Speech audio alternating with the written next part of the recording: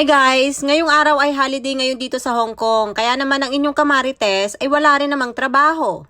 At dahil nga walang trabaho, makikita nyo naman at nag-aayos ang inyong lingkod dahil ngayong araw ay pupunta kami sa beach. At tingnan nyo naman, pupunta lang yan sa beach pero kung makapagayos, akala mo may kadate. Tapos na nga ang winter dito sa Hong Kong at nag-uumpisa pa lang ang summer. Kung kaya naman, hindi pa siya ganun kainit. Ito ang magandang pagkakataon para pumunta sa beach at maligo. Ay sus, akala mo talaga ay naliligo. Oy, etchos lang, naliligo talaga ako, no? Masarap nga maligo sa dagat ngayon kasi nga hindi pa ganun kainit. Pagkasagsagan din talaga ng init ay sobrang kainit din talaga dito sa Hong Kong. Pagkatapos ko nga din magayos ay agad-agad din akong umalis at baka maiwanan pa ako ng mga kasamahan ko. Medyo malayo-layo pa din nga ang aking lalakbayin bago pa ako makarating dun sa lugar na pagtatagpuan namin. At dito nga ako dumaan sa tambayan namin tuwing linggo at makikita nyo naman walang tao. Mamadali na nga akong maglakad dyan papunta dun sa building nila at talaga namang baka ka ako iwanan na ako at hindi nga ako nagkakamali. Buti na nga lang, malayo pa lang ako, natanaw ko na sila. Kaya naman pagsigaw ko, buti naman at narinig ako. Malayo pa nga lang ako, binibigyan na kaagad ako ng bitbitin nitong mga kasama ko.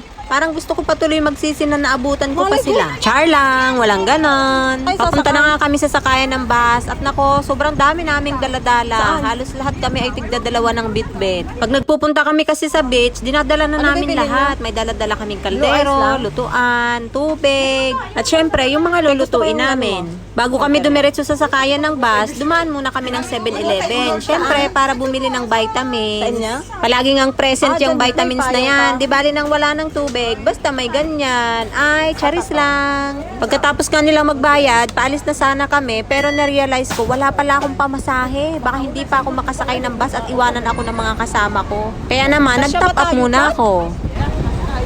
Sabit na lang ang isa.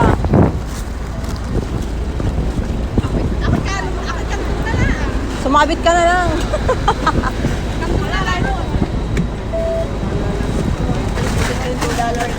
Nakasakay na nga kami sa bus at dahil nga medyo maraming pasahero, hiwa-hiwalay ang mga upuan namin. Yung dalawa nandun sa likod ko, meron sa gilid ko, at meron sa harapan ko. Pero magkakahiwalay na nga kami, abay kami pa ang pinakamaingay talaga sa bus. Hindi nga din pala kalayuan ang beach na pupuntahan namin, kung kaya naman pagkatapos ng ilang minuto, bumaba na rin kami. Bye.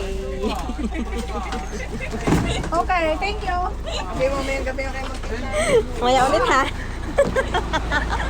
Gago.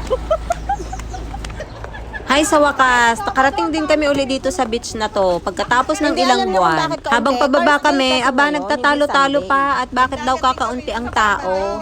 Usually kasi ang mga beach dito sa Hong Kong, punong-puno talaga. Pero dahil yung araw na yan ay hindi siya linggo, kaya medyo kaunti ang tao. At medyo maaga-aga pa din nga nung dumating kami dyan. Medyo mataas-taas din talaga itong hagdan na binababa namin ha. Kaya naman habang bumababa kami, ay iniisip ko na talaga yung pag-uwi namin. At sobrang nakakapagod din talagang umakyat dyan sa hagdanan na yan. Siguro doon yung lalangay kayo ni ating ha? Kaya nga. Kami taga-cheer. Goda. Ang galing nung pangwalis nila, may yung paisalaan. Oo nga. Yan yung dapat doon sa dagat na ilan natin. Hindi, salaan gang sinasabi ko.